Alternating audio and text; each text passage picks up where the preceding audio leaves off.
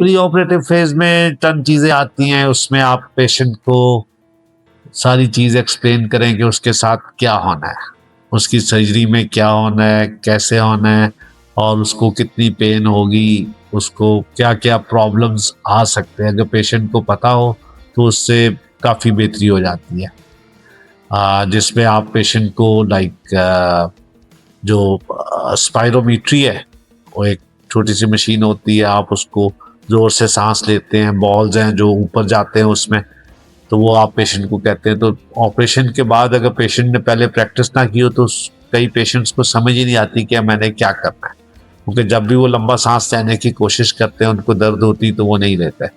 तो अगर ऑपरेशन से पहले आप उनको स्पायरोमीट्री करवा देते हैं, उनको सिखा देते हैं कि कैसे स्पायरोमीट्री होनी है, उससे खासा फर्क पड़ता है। इसी तरह जो लोग सिगरेट पीते हैं, अगर आप उनको सिगरेट बंद करवा देते हैं उससे फर्क पड़ता है खासा।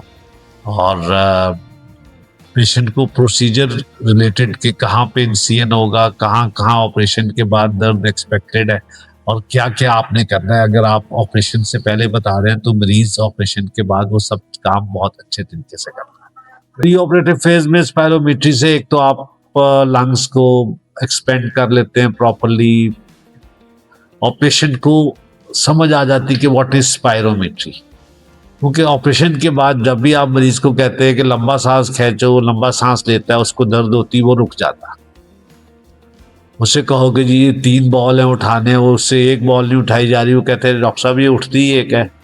तो अगर ऑपरेशन से पहले वो जब दर्द नहीं थी वो 3 बॉल उठा रहा था, तो आप उसको कह सकते हैं कि भाई आपने पहले तो आप कर रहे थे, अब भी हिम्मत करें, दर्द थोड़ा सा टॉलरेट करें, आप उठा लेंगे बॉल्स को।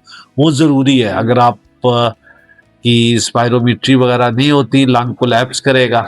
एक तो उसका नुकसान है कि जैसे ही लंग कोलैप्स करेगा, ज़्यादा कोलैप्स होगा, तो आपको खांसी आएगी, और खांसी से दर्द होगा आपको, और काफ़ी ज़्यादा आप खांसी को रोकेंगे और एक विशियस साइकिल में एंटर हो जाएगा। पेशेंट जितना टॉलरेट करके कर सकता हो ऑपरेशन के बाद उसको करनी चाहिए स्पायरोमीट्री का, उसको खासा फायदा होता है। ऑपरेशन से पहले उसको सिखाना है, वो 1 दिन में सीख लेता है, 2 दिन में सीख लेता है।